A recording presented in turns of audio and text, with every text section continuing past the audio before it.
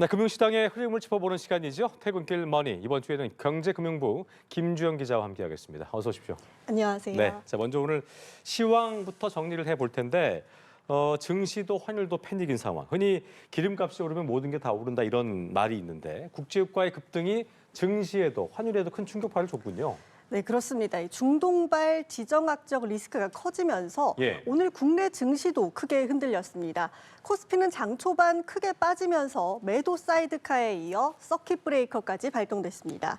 이 서킷 브레이커는 코스피가 전일 대비 8% 이상 하락한 상태가 1분간 이어질 경우 전 종목의 매매를 20분간 중단하는 조치인데요. 지난 4일에 이어 3거래일 만에 발동됐습니다. 네. 거래가 다시 재개된 뒤에도 매도세가 이어지면서 한때 5,100선마저 무너졌습니다. 특히 삼성전자와 SK하이닉스, 현대차 등 이 코스피 대장주죠. 장중 10% 넘게 빠지기도 했습니다. 외국인과 기관이 대거 매도에 나선 반면 개인은 저가 매수로 맞서는 흐름이 나타났는데요. 결국 오늘 코스피는 6% 가까이 급락하며 마감했습니다. 코스닥 역시 오전장에서 지수가 급락하며 매도 사이드카가 발동됐고요. 4%대 하락을 보이며 마감했습니다. 여기에 환율도 불안했습니다. 오늘 원달러 환율은 1,495.5원의 주간 거래를 마치며 1,500원 선을 다시 넘보고 있습니다. 금융위기 이후 최고 수준까지 올라선 겁니다. 그렇군요. 자, 중요한 지표들이 위기 상태를 보여주고 있는 상황인 건데 어쨌든 이렇게 증시가 흔들린 이유는 국제유가의 급등 때문인 건데 뒤에 보시면 국제유가 결국 100달러 돌파했다는 얘기가 있는데 이 여파가 국내 기름값에도 고스란히 반영이 되고 있는 것 같아요. 네, 그렇습니다. 국제유가가 결국 배럴당 100달러를 넘어섰습니다. 미국의 이란 공습 이후 호르무즈 해협 봉쇄가 길어지면서 공급에 차질이 생기는 것 아니냐 이런 우려가 커진 영향인데요. 국내 주유소 가격도 곧바로 영향을 받았습니다. 오늘 정오 기준 전국 평균 휘발유 가격은 리터당 1,900원, 경유는 1,923원을 넘어서면서 각각 어제보다 5에서 6원 정도 올랐습니다. 문제는 국제유가가 국내 가격에 2, 3주 시차를 두고 반영된다는 점인데요. 최근 이렇게 국내 기름값이 급등하는 데 대해 정부도 연일 강경 대응에 나서고 있습니다. 우선 청와대는 이번 주 안에 석유 최고 가격제가 시행되도록 절차를 진행하겠다고 밝혔고요. 정유사와 주유소의 담합, 또 매점 매석 등에도 엄정한 제재를 가하겠다 이렇게 밝혔습니다. 그랬군요. 하루빨리 기름값이 좀 잡혀야 될 텐데 걱정입니다. 자, 이렇게 전쟁의 여파로 금융시장도 크게 흔들리고 있기 때문에 매수세가 위축될 법도 한데 뒤에 보시면 폭락장에도 마통이 1조 3천억 원 증가했다. 그러니까 오히려 개인 투자하시는 분들이 뭐라고 할까요? 야수의 심장인가요? 이 더더욱 공격적인 매수를 이어가는 모습이에요? 그렇습니다. 야수의 심장이라는 표현을 이렇게 쓰게 됐는데요. 시장은 전쟁 공포에 출렁였지만 개인 투자자들의 모습은 달랐습니다. 지난달 28일 이란 사태가 터진 뒤 몸을 사리기보다 급락장을 오히려 저가 매수의 기회로 본 건데요. 실제로 5대 은행의 개인 마이너스 통장 잔액은 이달 5일 기준 40조 7천억 원을 넘어섰는데 2월 말보다 1조 3천억 원 가까이 급증했습니다. 날짜로는 닷새지만 실제 영업일로 따져보면 사실상 사흘 만에 1조 3천억 원이 한꺼번에 불어난 건데요. 반면 같은 기간 정기예금은 2조 8천억 원 줄었고 언제든 넣고 뺄 수 있는 투자 대기성 자금이죠.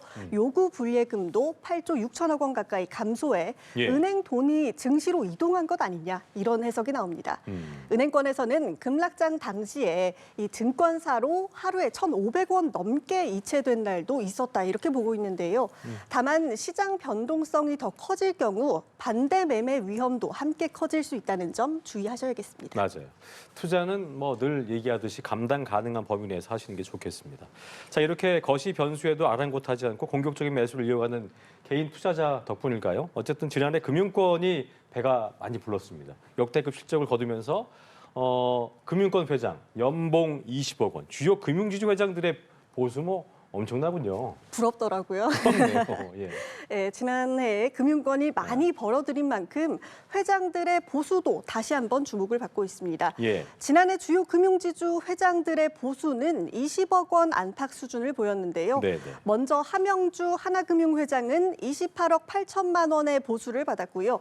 양종희 KB금융회장은 18억 9천만 원, 임종용 우리금융회장은 17억 5천만 원을 받았습니다.